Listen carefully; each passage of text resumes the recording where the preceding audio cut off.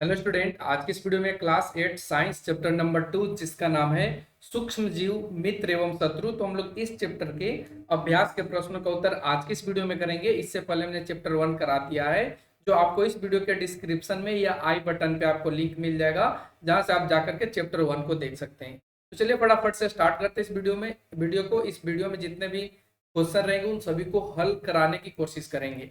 तो आपके सामने सबसे पहले जो क्वेश्चन आता है वो आपको रिक्त स्थानों की पूर्ति करने वाला है, यानी खाली जगह को भरने वाला है। तो चलिए आप सबसे पहले खाली जगह को भर लेते हैं। इसमें फर्स्ट क्वेश्चन आपके स्क्रीन पर कर रहा है पहला का क कि सूक्ष्म जीवों को खाली जगह की सहायता से देखा जा सकता है। तो सूक्ष्म जीव मतलब इस तरीके का जीव होते हैं जिसको आप खुली आंखों से नहीं देख सकते हैं। उसको देखने के लिए आप एक यंत्र की आवश्यकता पड़ती है और वो यंत्र का नाम है सूक्ष्मदर्शी। तो हम लोग सूक्ष्मदर्शी की सहायता से सूक्ष्म जीवों को देखते हैं। तो इसका सही आंसर हो जाएगा सूक्ष्मदर्शी। खाली जगह में आपको सूक्ष्मदर्शी भर देना है। थर्ड क्वेश्चन कर रहा है कि नीले हरे शैवाल वायु से खाली जगह का स्थिरीकरण करते हैं जिससे मिट्टी की उर्वरता में वृद्धि होती है। तो देखिए, नील हरित शैवाल अगर हम बात करें तो मिट्टी की उर्वरता बनाए रखने के लिए नाइट्रोजन का स्थिरीकरण करता है। तो यहाँ पे क्या भरा जाएगा? नाइट्रोजन। और इसके साथ ही आप ध्यान रखेंगे कि एक नील हरित शैवाल ही नहीं है, एक राइजोबियम है। क्या है? राइजोबियम। राइजोबियम क्या करता है? तो राइजोबियम भी नाइट्रोजन को क्या करता है? स्थिरीकरण करता है। ठीक है, तो यहाँ पे राइजोबियम को भी याद रखेंगे। द क्वेश्चन में कहा है कि एल्कोहल का उत्पादन खाली जगह नामक सूक्ष्म जीव की सहायता से किया जाता है। तो एल्कोहल का उत्पादन किसकी सहायता से किया जाता है? तो ये आपका ईस्ट के द्वारा किया जाता है। ईस्ट नामक एक सूक्ष्म जीव है जो एल्कोहल का उत्पादन करता है, उत्पादन करने में सहायता प्रदान करता है। हैजा खाली जगह के द्वारा होता है। तो हैजा किसके द्वारा होता है? तो हैजा जीवाणु के द्वारा होता है, जो बैक्टीरिया जिसको हम बोलते हैं। तो यहाँ पे लिख देंगे हैजा जीवाणु के द्वारा होता है। तो जीवाणु खाली जगह में भर लेंगे। क्वेश्चन 2 आता है जिसमें कहा गया कि सही शब्द के आगे सही का निशान लगाइए। जिसमें फर्स्ट क्वेश्चन आपके स्क्रीन पर कह रहा है कि ईस्ट का उपयोग निम्न के उत्पाद में होता है। तो अभी हमने देखा कि ईस्ट का जो उपयोग होता है उपयोग होता है वो एल्कोहल के उत्पादन में किया जाता है। तो इसका सही आंसर कौन सा बन जाएगा? एल्कोहल। ऑप्शन दूसरा हो जाएगा, या अगर एबीसीडी दिया रहता तो ये ऑप्शन बी बनता। अगला क्वेश्चन आता है जिसमें आपको खा कहा है दूसरा का। इसमें आपसे पूछा गया है कि निम्न में से कौन सा प्रतिजैविक है? प्रतिजैविक को बताना है।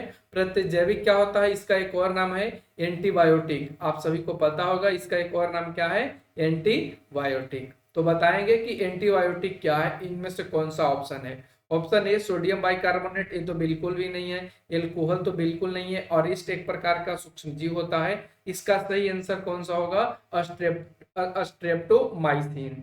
ठीक है, तो ऑप्शन 2 इसका सही आंसर होगा। ग क्वेश्चन में कहा कि मलेरिया परजीवी का वाहक कौन है? देखिए, मलेरिया परजीवी का वाहक कहने का मतलब कि जो मलेरिया को फैलाता है।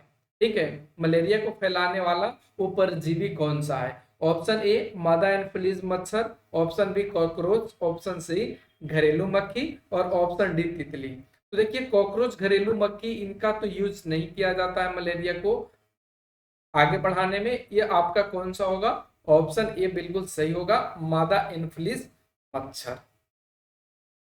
क्वेश्चन का है कि संचरणीय रोगों का मुख्य वाहक क्या है? संचारीय जो रोग होता है, संचारीय रोग कहने का मतलब एक व्यक्ति से दूसरे व्यक्ति में जो होने वाला रोग होता है, एक व्यक्ति से किसमें दूसरे व्यक्ति में जो होने वाला रोग होता है उसी को हम संचारीय रोग कहते हैं।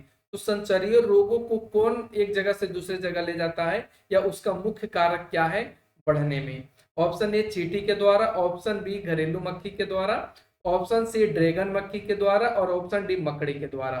तो संचरीय रोगों का मुख्य मुख्य कारक की अगर बात करें तो ये आपका घरेलू मक्खी हो जाएगा। ठीक है, ऑप्शन क्वेश्चन नंबर दूसरा का अंग में कहा गया है कि ब्रेड अथवा इडली फूल जाती है, इसका कारण है। मैंने कहने का इसका मतलब यह है कि ब्रेड और इडली फूलता है, इसका क्या कारण है? ऑप्शन ए उष्णता। उष्णता का मतलब होता है गर्म के कारण या गर्माहट के कारण। पीसना, पीसना तो आप समझ ही रहे हैं। इष्ट कोशिकाओं की वृद्धि, इष्ट कोशिकाओं की वृद्धि के कारण या माढ़ने के कारण। तो देखिए ब्रेड अथवा इडली जो फूलता है, जो फूल जाती है, ये आपको ईस्ट कोशिकाओं की वृद्धि को दर्शाता है। हम यहाँ पे क्या इसका सही आंसर कर लेंगे, ईस्ट कोशिकाओं की वृद्धि। तो इसका ऑप्शन सी बिल्कुल सही हो जाएगा।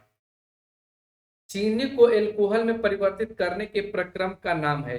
चीनी को एल्कोहल में परिवर्तित करने का जो प्रक्रम है उसको हम लोग कौन से नाम से जानते हैं? ऑप्शन दिया है नाइट्रोजन स्थिरीकरण, ऑप्शन 2 दिया है मोल्डिंग, ऑप्शन सी किण्वन और ऑप्शन डी संक्रमण। तो इसका सही आंसर कौन सा हो जाएगा? ये आपका किण्वन हो जाएगा। तो ऑप्शन 3 यहाँ पे बिल्कुल सही होगा। हम बढ़ते आगे के क्वेश्चन, जिसमें आपको कॉलम 1 के जीव को कॉलम बी या कॉलम सेकंड में दिए गए उनके कार्य से मिलान करना है। जिसमें अगर हम बात करें तो फर्स्ट दिया है जीवाणु। ठीक है, जीवाणु जिसको हम बैक्टीरिया के नाम से भी जानते हैं। तो ये बैक्टीरिया क्या करता है? तो बैक्टीरिया जो है वो हैजा का कारक होता है, यानी हैजा को ये बढ़ाता है, हैजा जो रोग है उसको ये फैलाता है। राइजोबियम का काम क्या है? तो राइजोबियम नाइट्रोजन स्थिरीकरण करता है। यहाँ पे ग में कहा गया है लैक्टोबेसिलस। लैक्टोबेसिलस जो है ये आपका दही जमाने का कार्य करता है। ईस्ट की बात करें तो ये ब्रेड की बेकिंग में इसका ही उपयोग किया जाता है। एक प्रोटोजोआ का काम क्या है? ये मलेरिया का वाहक होता है। और एक विषाणु का काम क्या है? तो ये एड्स का कारक होता है या एड्स को ये बढ़ावा देता है। तो इस तरीके से आपको मिला देना है। प्रतिजैविक उत्पादित करना ये आपका एक फालतू दिया गया था, तो आपने यहाँ पे 6 का 6 मिला लिया। अब बढ़ते आगे के क्वेश्चन, जिसमें 4 नंबर में कहा गया है कि क्या सूक्ष्म जीव बिना यंत्र की सहायता से देखे जा सकते हैं? यदि नहीं तो वे कैसे देखे जा सकते हैं? तो आइए इस प्रश्न का उत्तर जानते हैं। उत्तर में हमने लिखा नहीं, सूक्ष्मदर्शी बिना यंत्र की सहायता से नहीं देखे जा सकते हैं, क्योंकि सूक्ष्म जीव इतने सूक्ष्म आकार के होते हैं कि नग्न आंखों से इन्हें नहीं देखा जा सकता। इनमें से कुछ को देखने के लिए लेंस तथा अन्य को देखने के लिए सूक्ष्मदर्शी का उपयोग किया जाता है। तो हम जो भी सूक्ष्म जीव होंगे उनको देखने के लिए सूक्ष्म जीव का इस्तेमाल करेंगे और इस प्रकार हम उसे देख सकते हैं। 5 नंबर क्वेश्चन में कहा गया है कि सूक्ष्म जीवों के मुख्य वर्ग कौन कौन से हैं? नाम लिखिए। तो देखिए उत्तर में हमने लिखा है कि सूक्ष्म जीवों को 4 मुख्य वर्गों में बांटा गया है, जो निम्न है। एक आप देखेंगे तो ये जीवाणु है, सेकंड में कवक है, और थर्ड में प्रोटोजोआ है, और 4 में शैवाल है। तो ये 4 मुख्य वर्गों में सूक्ष्म जीवों को बांटा गया है। अगला क्वेश्चन है वायुमंडलीय नाइट्रोजन का मिट्टी में स्थिरीकरण करने वाले सूक्ष्म जीवों के नाम लिखिए। तो एक आपका राइजोबियम होगा जो वायुमंडलीय नाइट्रोजन का मिट्टी में स्थिरीकरण करता है, और एक नील हरित शैवाल है जो वायुमंडलीय नाइट्रोजन को मिट्टी में स्थिरीकरण करता है। तो आप यहाँ पे 2 नाम लिख लेंगे। 7 नंबर क्वेश्चन में कहा गया है कि हमारे जीवन में उपयोगी सूक्ष्म जीवों के बारे में 10 पंक्तियां लिखिए।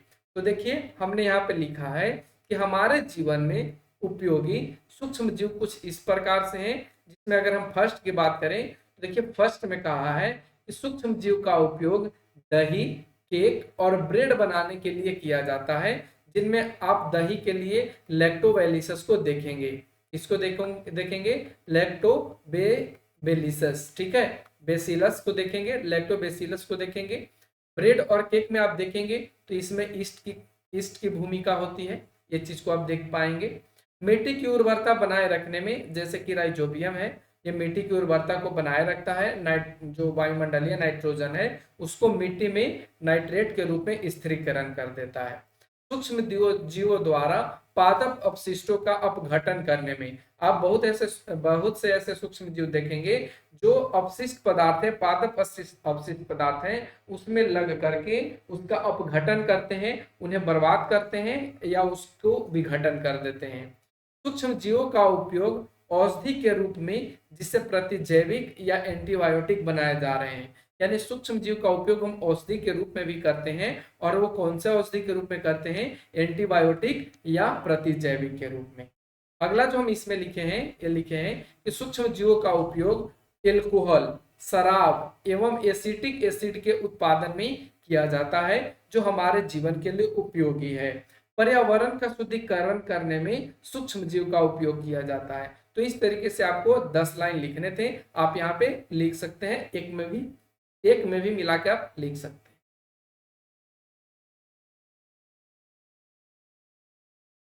8 नंबर क्वेश्चन कहा गया है कि सूक्ष्म जीवों द्वारा होने वाले हानिकारक प्रभावों का संक्षिप्त विवरण दीजिए। तो चलिए हम जानते हैं कि सूक्ष्म जीव के जो हानिकारक हैं वो क्या क्या करते हैं और कैसे करते हैं। तो सूक्ष्म जीव अनेक प्रकार से हानिकारक हैं। कुछ सूक्ष्म जीव मनुष्य, जंतुओं एवं पौधों में रोग उत्पन्न करते हैं। रोग उत्पन्न करने वाले ऐसे सूक्ष्म जीव को रोगाणु अथवा रोगजनक कहते हैं। अगर यहाँ पे रोग की बात करें तो आपके सामने देखने को मिलेगा मनुष्यों में हैजा, सर्दी जुकाम, चिकन पॉक्स, एंथ्रेक्स आपको जानवरों के खुर में देखने को मिलेगा, क्षय रोग जिसको हम टीबी के नाम से भी जानते हैं। और कुछ सूक्ष्म जीव ऐसे भी होते हैं जो भोजन को प्रभावित करते हैं, कपड़े को प्रभावित करते हैं और चमड़े की वस्तुओं को प्रभावित करते हैं। तो इस तरीके से हमने बताया कि सूक्ष्म जीव द्वारा होने वाले हानिकारक प्रभाव कुछ इस तरीके से हैं। अब आज का आखिरी क्वेश्चन, प्रतिजैविक क्या है? प्रतिजैविक लेते समय कौन कौन सी सावधानियां रखनी चाहिए? तो आइए इस प्रश्न का उत्तर जानते हैं। उत्तर में हमने लिखा है कि प्रतिजैविक एक प्रकार की औषधि है जो बीमारी पैदा करने वाले सूक्ष्म जीवों को नष्ट कर देती है अथवा उनकी वृद्धि को रोक देती है। अब प्रतिजैविक लेते समय क्या सावधानी रखना चाहिए, आइए हम इसके बारे में यहाँ पे जानते हैं।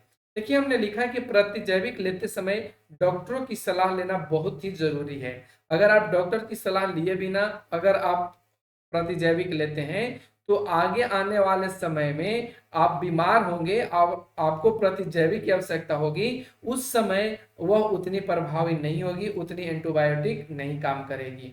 इसके अतिरिक्त अनावश्यक रूप से यदि आप प्रतिजैविक को लेंगे तो शरीर में उपस्थित जो उपयोगी जीवाणु है वो भी नष्ट हो जाएगा, वो भी बर्बाद हो जाएगा। तो ये सारे चीजों को सावधानी रख करके ही प्रतिजैविक को लेना चाहिए।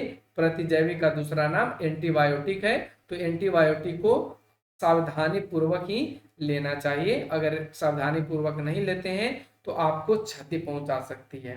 तो आज की इस वीडियो में बस इतना ही। आगे आने वाले वीडियो के लिए आप लोग यदि चैनल पर नए हैं तो चैनल को सब्सक्राइब कर लीजिएगा। वीडियो पसंद आए तो लाइक शेयर कर दीजिएगा। कैसा लगा आज का ये वीडियो कमेंट सेक्शन के माध्यम से हमें बता भी सकते हैं। तो thanks for watching, take care, bye bye.